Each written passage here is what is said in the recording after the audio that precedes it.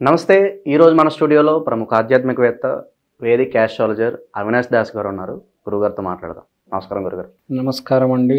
ఓం నమ శివాయ. ఓం నమో వెంకటేశాయ. గురుగారు, ఏప్రిల్ మాసంలో కన్యా రాశి వారి పరిస్థితి ఎలా ఉండబోతుంది? ఓవరాల్గా ఈ మాసం వీళ్ళకి ఎలాంటి రిజల్ట్స్ ఉండబోతున్నాయి? కన్యా రాశి, మీరే కన్యా రాశి అనుకోండి. మీరు ఒక ఐటీ జాబ్ ట్రై చేస్తున్నారు 3 years నుంచి. ఇంటర్వ్యూ మీద ఇంటర్వ్యూ ఇస్తున్నారు, కానీ మీరు ఇంటర్వ్యూ పాస్ అవ్వట్లేదు. మీకు అర్థం కావట్లేదు ఎందుకు ఇంటర్వ్యూ పాస్ అవ్వడం లేదని. ఆ ప్రాబ్లం ఏంటి? ఒక ప్రాబ్లం ఉంటుంది. ఆ ప్రాబ్లమ్ని క్లారిఫై చేసుకుంటే నువ్వు ఇంటర్వ్యూ పాస్ అయిపోతావు. ఆ ప్రాబ్లం ఏంటి తెలియక 3 సంవత్సరాల నుంచి నువ్వు కష్టపడుతున్నావు. You are giving interviews and interviews 3 ఏళ్ళ నుంచి 5 ఏళ్ళ నుంచి. కానీ నీకు ఇప్పుడు ఆ ప్రాబ్లం ఏంటో తెలుస్తుంది. ఎందుకంటే సూర్యుడు ఫోకస్ అనేది హిడెన్ హౌస్లోకి వెళ్ళింది. ప్రాబ్లం హౌస్, ఎక్కడైతే ప్రాబ్లం ఉందో అక్కడ వెలుతురు పడుతుంది. సో ఎక్కడైతే ప్రాబ్లం ఉందో అది ఎక్స్పోజ్ అవుతుంది. తర్వాత నీ కర్తవ్యం ఏంటి? ప్రాబ్లం తెలిసిన తర్వాత, ఇప్పటిదాకా ప్రాబ్లం తెలియదు కాబట్టి ఫెయిల్ అయ్యావు. ప్రాబ్లం ఏంటి అని తెలిసింది, ఇప్పుడు ఏం చేస్తావు నువ్వు? మీరు ఏం చేయాలి? రెక్టిఫై చేసుకోవాలి. ఏదో ఒక సాఫ్ట్వేర్ అనుకుందాం, జావానో .NET. మీరు ఏదో చాప్టర్లో వీక్ ఉన్నారు, మీరు అది గమనించలేకపోయారు. ఇప్పుడు మీకు హైలైట్ అయింది. మీరు ఏం చేయాలి? దానికి సంబంధించిన క్వశ్చన్స్, దానికి సంబంధించిన బుక్కులు కొనాలి, దానికి సంబంధించిన ప్రాక్టీస్ చేయాలి. అవునా కాదా? సో ఆ వెరిఫికేషన్ బిజినెస్లో కావచ్చు, ఎక్కడైనా ఏదైనా కావచ్చు, ఆ వెరిఫికేషన్ అనేది చేస్తారు. అది కూడా ఎలా చేస్తారు? చాలా స్పీడ్గా చేస్తారు. ఎప్పుడు చేస్తారంటే ఈ అమావాస్య వచ్చిన తర్వాత, అమావాస్య నుంచి పౌర్ణమి దాకా విపరీతంగా తప్పులన్నీ తెలుసుకొని పౌర్ణమి తర్వాత తప్పులన్నీ సరిదిద్దుకుంటారు. ఫస్ట్ 15 days తప్పులు తెలుసుకుంటారు, నెక్స్ట్ 15 days తప్పులు సరిదిద్దుతారు. క్వశ్చన్కి సమాధానం చెప్పడం కాదు, ఎలా చెప్పాలో కూడా తెలియాలి కదా.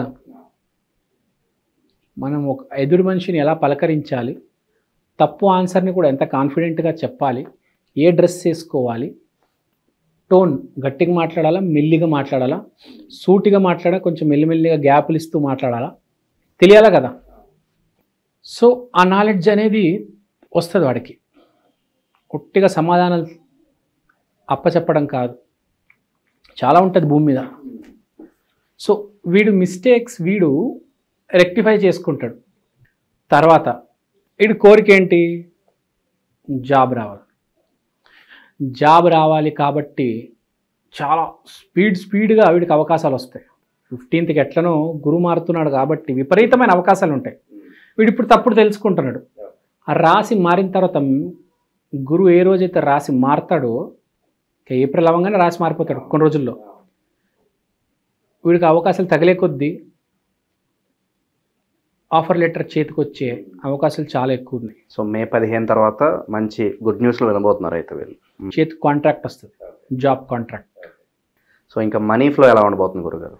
ఇంకా జాబ్ వచ్చిందంటే చెప్పక్కర్లేదు, అద్భుతమైన మనీ ఫ్లో. కానీ వీళ్ళకి ప్రాబ్లం ఎక్కడ వచ్చిందంటే, వైవాహిక జీవితంలో వీళ్ళకి ప్రాబ్లం. ఇప్పుడు కన్యా రాశి వాళ్ళకి భార్యతో గొడవ జరుగుతుంది. కొందరికి చిన్న గొడవలు, కొందరికి భూమి బద్దలయ్యేంత పెద్ద గొడవ అవుతుంది. ఎందుకంటే షష్టగ్రహ కూటమి వీడికి 7వ ఇంట్లో పెళ్లి స్థానంలో పడ్డది. సో పెద్ద గొడవలు పెట్టుకోవద్దు బిజినెస్ పార్ట్నర్తో, జీవిత భాగస్వామితో, అవతలాడితో కూడా. నీకు సంబంధం లేదు, వాడెవడో తెలీదు, వాడితో ఏదో డీల్కో వ్యాపారానికో వెళ్ళావు, సైలెంట్గా ఉంటూ గొడవ పడ మాకు, పక్కకు వచ్చి అక్కడికి వెళ్ళామా. ఇప్పుడు మీటింగ్ ఎక్కడ ఉంటుందంటే ఏదో ఉడిపి రెస్టారెంట్లో ఉంటుంది. అక్కడ బిర్యానీ తిన్నామా, ఇడ్లీ తిన్నామా, వచ్చామా, డీల్ నచ్చకపోతే, ప్రపోజల్ నచ్చకపోతే సైలెంట్గా బయటకు వచ్చేయాలి. అక్కడ వాడి మీద అరిచి గొడవ పెట్టి కాలర్లు పట్టుకొని, నువ్వు ఎంత ధైర్యం రా నీకు, నాకు ఈ మాట అంటావా నువ్వు, సైలెంట్గా నీ బిర్యానీ నువ్వు తినేసి వచ్చేయి. ఇక ఇన్వెస్ట్మెంట్స్ పరంగా ఎలా ఉండబోతుంది? ఏమైనా జాగ్రత్తలు తీసుకోవాలంటారా? మొత్తం ఇన్వెస్ట్మెంట్స్ కింద మీద అయ్యే ఛాన్స్ ఉంది. షష్టగ్రహ కూటమి 7వ ఇంట్లో వ్యాపార స్థానం, పెళ్లి స్థానం, ఆపోజిట్ పర్సన్. సో మొత్తం కింద మీద అయ్యే అవకాశం ఉంది. చాలా ఇబ్బందులు పడతావు, అసలు అర్థం కూడా కాదు. పెట్టినా కూడా మళ్ళీ అది ఏం జరుగుతుందో కూడా మీ ఇన్వెస్ట్మెంట్తో మీకు అర్థం కాదు. సో సో కొంతకాలం వెయిట్ చేస్తేనే బెటర్ అంటారు. వెయిట్ చేస్తేనే బెటర్. ఇన్వెస్ట్మెంట్ కూడా వీడు తెలిసి తెలియని దాంట్లో పెట్టే అవకాశాలు కనిపిస్తున్నాయి కాబట్టి తొందరపడి ఏదో షేర్ మార్కెట్లో అందరు పెట్టేస్తున్నారు నేను పెట్టేస్తానని చెప్పేసి ఏదో షేర్ మార్కెట్లో దిగి ఏదో తెలియని కంపెనీలో ఇన్వెస్ట్మెంట్ చేసి తర్వాత చేతులు కాల్చుకోవడం, ఎండిపోయిన ఆకులు పట్టుకోవడం ఎందుకు కదా. సో షష్టగ్రహ కూటమి జరుగుతున్నప్పుడు నీకు కొంచెం నువ్వు జాగ్రత్తగానే ఉండాలి. ఓకే, విద్యార్థుల పరిస్థితి కూడా ఇలాగే ఉందంటారు. విద్యార్థులు ఎగ్జాముల్లో పిచ్చి పిచ్చి ఆన్సర్లు రాసేసి వస్తారు. ఒక ప్రశ్నకి ఇంకో సమాధానం రాస్తారు. కొందరైతే క్వశ్చన్ పేపర్ని 10 సార్లు రాసి వస్తారు. చాలా వింత వింతగా ప్రవర్తిస్తారు. సినిమా స్టోరీలు రాసేసి వస్తారు. సినిమా స్టోరీలు, వాడు పర్సనల్ లవ్ స్టోరీలు, వాడు ఏమేమి చేశాడు ఆ అమ్మాయి కోసం, అవన్నీ రాసి వస్తారనమాట. సో వింత వింతగా గమ్మత్తుగా చాలా వెరైటీగా ఉంటుంది వీళ్ళకి నెల. సో వీడు కొంచెం ఫోకస్, 1 పాయింట్ ఫోకస్ ఉండాలి, 1 సైడెడ్ ఫోకస్. మన లక్ష్యం ఏంటి, దాని మీదే ఉండాలి. ఇంకా మనం స్టార్టింగ్లో ఏం మాట్లాడాం, నీకు ఏదో ప్రాబ్లం తెలుస్తుంది, నువ్వు దాని మీద కష్టపడు, నీకు రిజల్ట్ వస్తుంది. తెలియని దాంట్లో నువ్వు దూరావా, అయిపోయావు. వాడెవడో చేస్తున్నాడు నేను ట్రై చేద్దాము, పాయింట్ బాగుంది. వాడెవడో ఏదో చేస్తున్నాడు నేను దాంట్లోకి వెళ్ళిపోతాను, నాది వదిలేసి వేరే వాడి దాంట్లోకి వెళ్ళిపోవడం ఏంటి, నేనేదో జావా మీద ఉన్నా, జావా వదిలేసి .NET మీదకి ఎందుకు వెళ్ళిపోతా, జావా వాడిని జావాలోనే ప్రయత్నిస్తా, వేరే సాఫ్ట్వేర్ వద్దు, 3 సంవత్సరాల నుంచి ఇది ప్రయత్నిస్తావు, ఇదే ప్రయత్నించి నీకు దీంట్లోనే జాబ్ వస్తుంది. కొత్తగా దూరిపోకు, .NETలో చితికిపోతావు, తొక్కేస్తారు. నీకు ఏదొచ్చో, దేని మీద నమ్మకం ఉందో, ఏదైతే నీకు ఇప్పుడు దాకా ఎంతో కొంతగా కలిసి వచ్చిందో, ఏ వ్యాపారమో, ఇన్వెస్ట్మెంటో, ఏ ఎగ్జామో, ఏ సబ్జెక్టో, దాని మీద నిలబడు. రియల్ ఎస్టేట్ చేస్తున్నావా, రియల్ ఎస్టేట్ మీదనే ఇన్వెస్ట్మెంట్లు పెట్టు. చదువుకుంటున్నావా, ఏ ప్యాటర్న్లో అయితే చదువుకుంటారో అదే ప్యాటర్న్లో చదువుకో, టెక్స్ట్ బుక్లోనే చదువుకో. కొత్తగా ఆల్ ఇన్ వన్ తెచ్చి దాన్ని తిప్పే మాకు.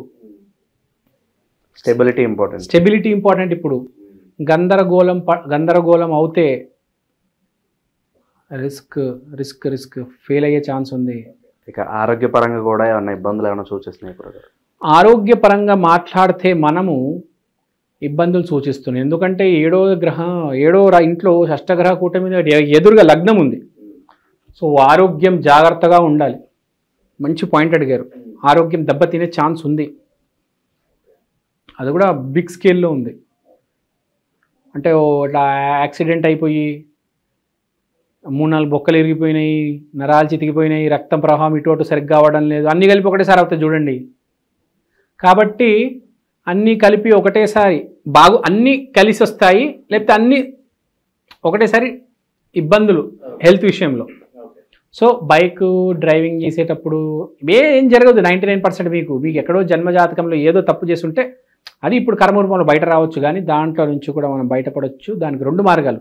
ఒకటి డ్రైవింగ్ చేసేటప్పుడు జాగ్రత్త, తర్వాత ఏ పని చేసేటప్పుడు జాగ్రత్త, నామస్మరణ డెఫినెట్గా చేయాలి. ఇక మరి రెమెడీస్ అంటే ఎలాంటి నామస్మరణ చేయాలి, ఏ దేవుడిని ఎక్కువగా ఆరాధించాలి గురుగారు? ఇది కన్యారాశి కాబట్టి విష్ణుమూర్తి, విష్ణు సహస్రనామాలు చదివితే చాలు. మంచి రెమెడీ వీళ్ళకి. విష్ణుమూర్తి చాలా స్లో అండ్ స్టడీ, చాలా కూల్ పర్సన్. సో కొంచెం కూల్గా ఉంటే, మనకు తెలిసిన వాళ్ళని నమ్ముకుంటే, మనకు తెలిసిన పని చేస్తే బాగుంటుంది. ఎవడో కొత్త వాడిని నమ్మడం, కొత్త ఇన్వెస్ట్మెంట్ చేయడం, కొత్త ప్రోడక్ట్ పట్టుకోవడం, పటాపంచలైపోతారు. తెలిసిన వాళ్ళతోనే తెలిసిన పనే, కూల్, రిలాక్స్. నామస్మరణ కూడా మాధవ మాధవ మాధవ, కూల్గా ఉండండి. గందరగోళం, టెన్షన్ వద్దు. గట్టిగా అరవించేయడము, నేను నిన్ను ప్రేమిస్తున్నాను, ఇలాంటి డైలాగులు వద్దు. సైలెన్స్. ఇప్పుడు సమయం కాదు. అనుకోని పరిస్థితులు వస్తే, చేతులు దాటిపోతుందంటే కూడా కూల్గా డీల్ చేయాలి. ఈ అమ్మాయికి చెప్పాలన్నా, ఇన్వెస్ట్మెంట్ చేయాలన్నా కూల్గా చేయండి. గట్టిగా అరవద్దు, డాన్స్ వేయొద్దు బయటకు వచ్చి. ఇప్పుడు డాన్స్ చేసే సమయం కాదు, సెలబ్రేట్ చేసే టైం కాదు. కొంచెం కూల్గా ఉండే టైం ఇది. త్వరపడి పప్పులో కాలేయొద్దు అంటారు కదా, పరిగెత్తుకుంటూ పాలు తాగడం బదులు నుంచొని నీళ్ళు తాగడం బెటర్ అంటారు. మీకు ఐడియా ఉంది కదా, సామెత ఉంది. సో అది అన్నమాట. ఇప్పుడు జర భద్రం సుమ, కూల్. చాలా గందరగోళంగా అనిపిస్తుంది. Please chillax, chill, rest.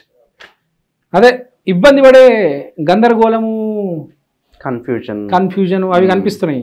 కాబట్టి కొంచెం రిలాక్స్డ్ ఉండాలి అని కొంచెం మంచి నామస్మరణ చేసుకోండి. కొంచెం నా అడ్వైస్, కూల్గా ఉండండి అంతే. త్వరపడొద్దు, కూల్గా చేయండి పనులు. 100 ప్రశ్నలు ఉన్నాయి, ఈ రోజే 100 ప్రశ్నలు చదవడానికి వద్దు. ఇవాళ 10, రేపు ఒక 10, ఎల్లుండి ఒక 10, ఆవులు ఎల్లుండి ఇంకో 10. కూల్గా వెళ్ళొద్దు. 100కి 100 చదివేసా ఇవాళ, రేపు ఏమీ అర్థం కాదు, ఏమీ చెప్పలేవు కదా. ఎన్ని వస్తే అన్ని ఇవాళ రేపు అలా చదువుకో, కూల్ ఉంటే బాగుంటుంది.